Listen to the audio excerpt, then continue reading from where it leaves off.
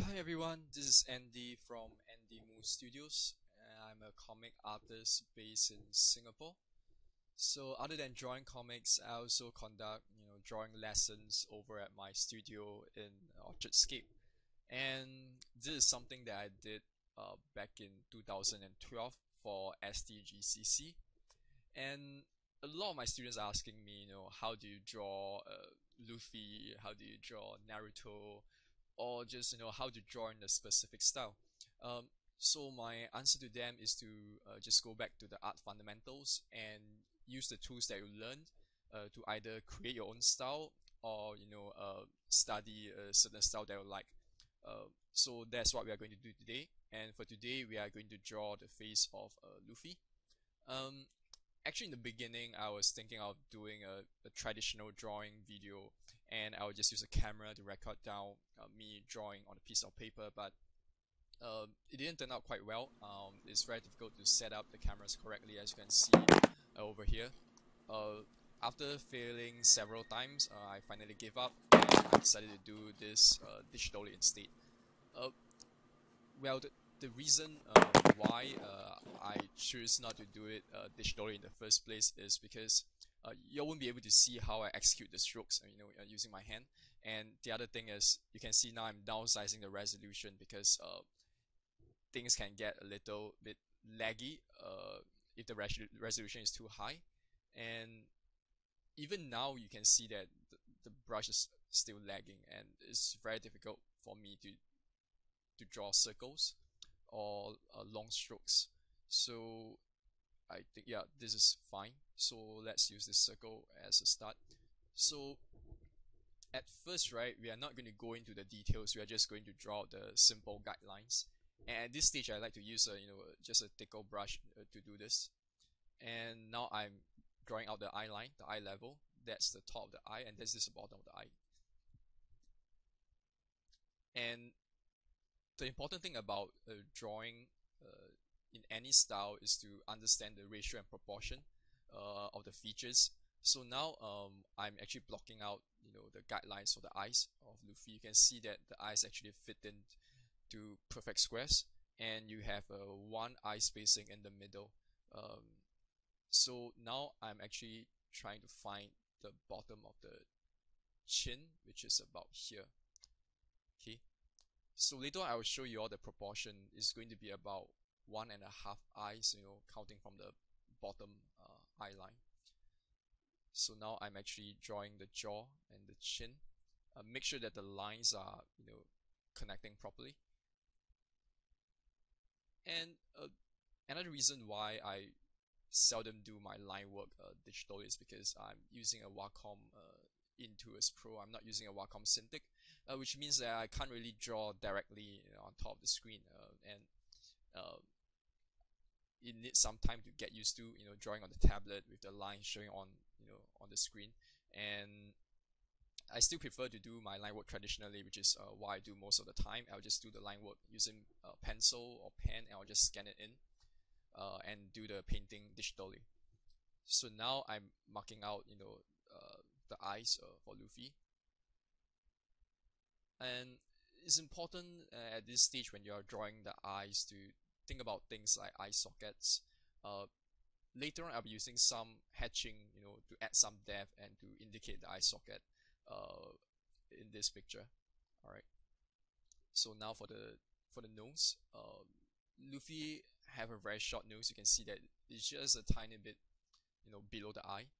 And for the lips, it's around the middle, but just a little bit closer to the nose. So, yep, that's it for the mouth. Edit it a little. So now I'm going to mark out the top of the skull. Okay, for most anime characters, right,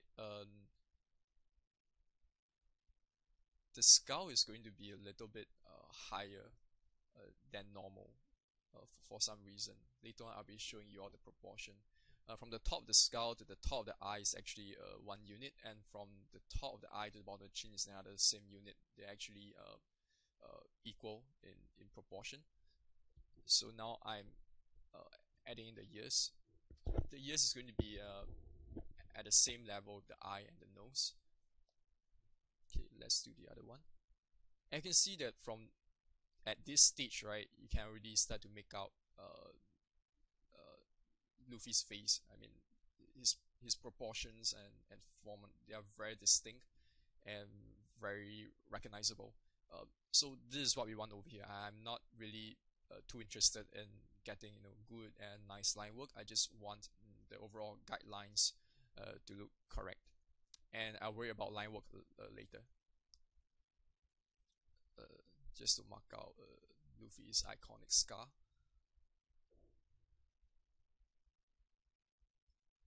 Okay, the neck is going to be about as wide as the from the middle of the eye to the middle of the eye. So uh, try not to make the neck too thick, especially on most manga characters, because they'll kind of look a little too buff.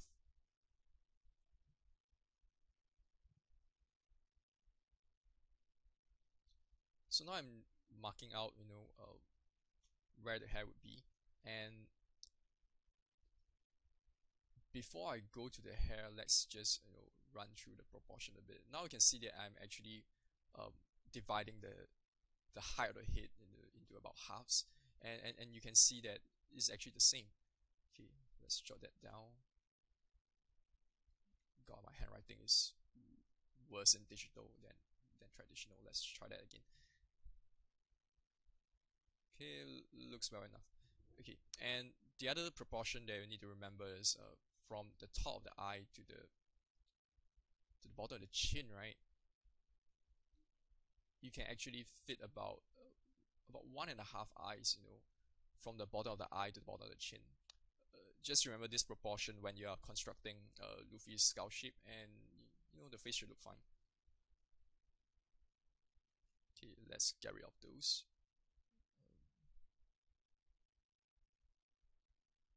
Wait, there's still the wrong layer. Let's try that again.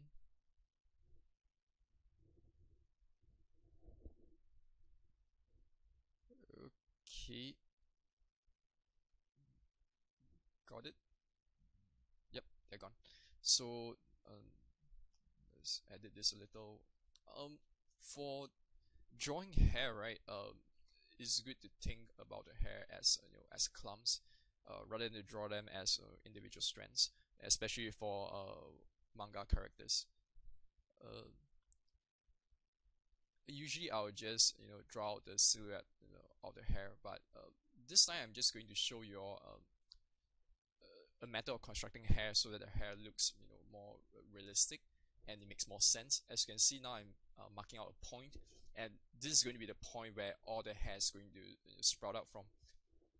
And you can see that I'm now trying to get every clumps of hair to come out, to originate from this particular spot. I'm just going to draw the hair out all the way.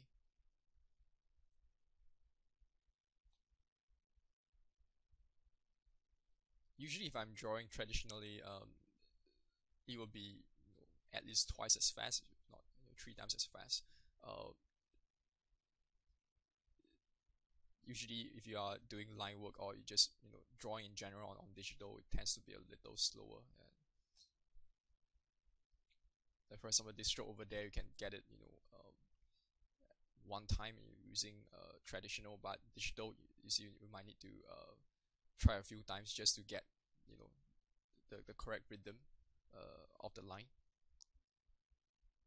And sometimes you'll see me rotating the whole canvas digitally, especially when I'm doing inking, because that's how you can still retain some of the energy of your strokes. Because if the canvas is still, it's really very difficult for you to execute certain lines. So now you can see that I'm trying to get the hair out, and I'm trying to link it back to the point of origin as much as possible.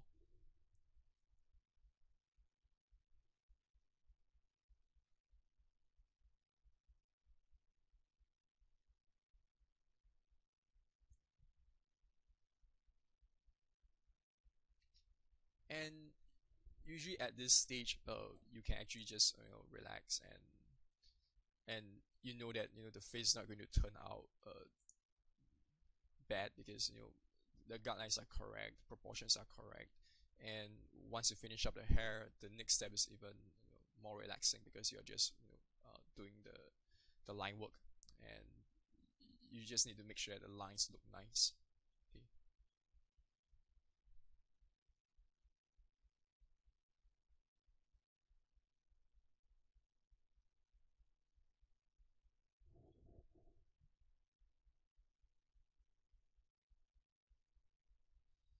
So usually I will draw the whole silhouette of the hair first, but in this case, I just want to show how uh, you can use the method of drawing hair from a single point, and you can see that I made some minor mistakes over there, and now I'm correcting it. Uh, and I'm going back to the point of origin to draw the hair in clumps.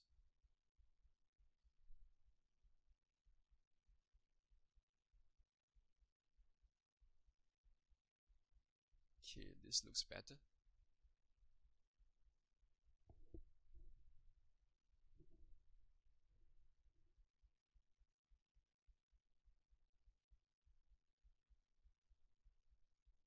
Okay, I'm not going to draw the head for Luffy's head, iconic head for this drawing, because uh, I think it's much more useful to learn how to draw and construct the hair properly. Uh, Maybe I'll do another one with him wearing the hat next time.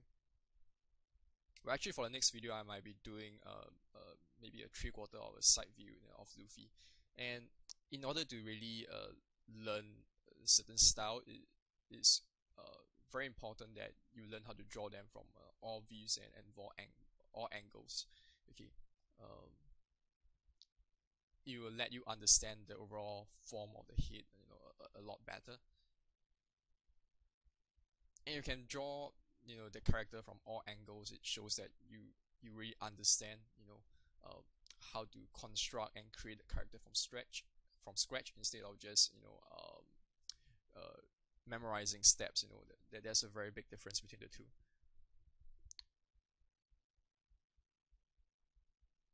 So I hope these tutorials help you understand and can help you construct a drawing, instead of just following simple steps. And because it's difficult to memorize things, but it's easier to understand logic. So that's what we are going to teach in our drawing classes. I always emphasize that point. There's no point remembering a lot of formulas and things like that. It is better that you understand the logic behind the formulas, and you can actually tweak all this ratio and proportion and all these rules to your liking if you understand the logic behind them. And it's always good to learn a bit of real life anatomy before you go on to draw manga. It helps a lot. Okay, now I'm actually lightening the sketch lines. So now is the part where I'm going to ink over the drawing. Yeah, usually this step I'll be doing this traditionally, because it's really not easy to line uh, digitally. Later on you can see that I'm undoing my strokes, and I'll be undoing them quite a couple of times.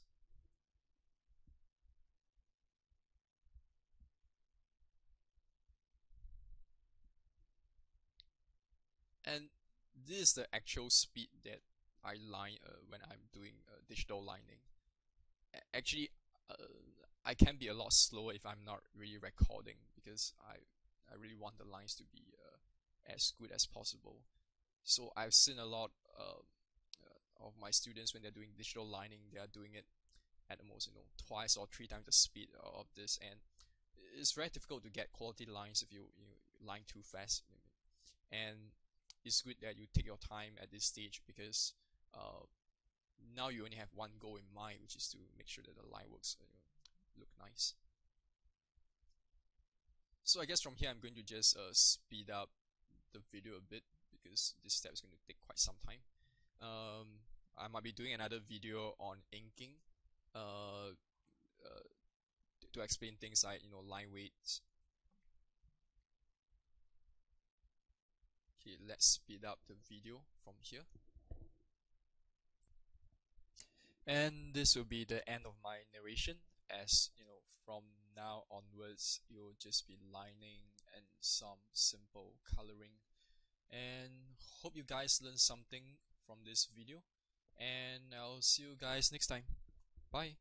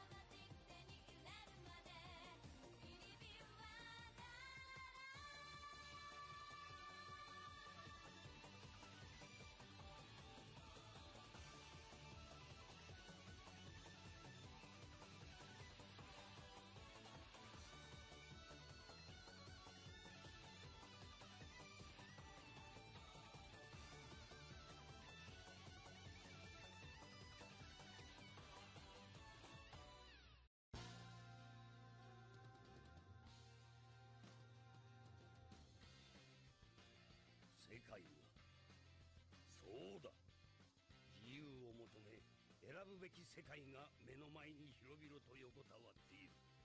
終わらぬ。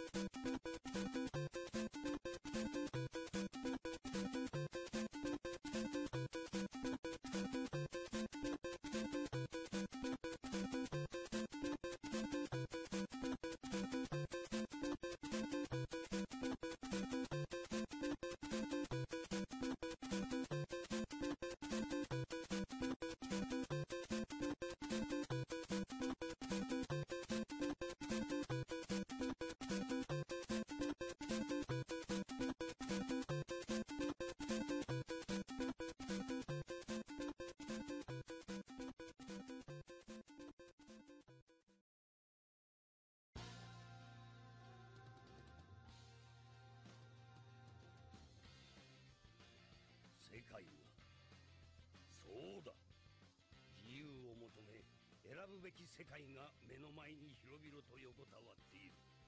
終わらぬ夢がお前たちの導き手ならば超えてゆけ、己が信念の旗のもとに。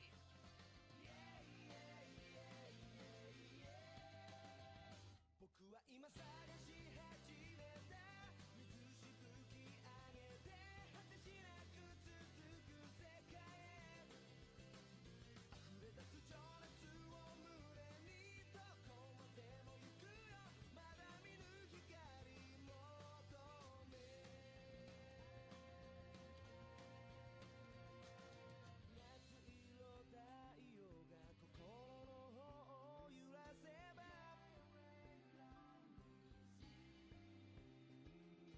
新しい世界への扉を開く合図。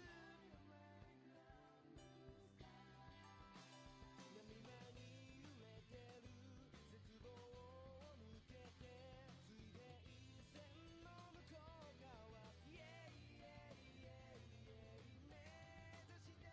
僕は今探し始めた水しぶき上げて果てしなく続く世界へ溢れ出す情熱を胸にどこまでも行くよ、まだ見ぬ光求め。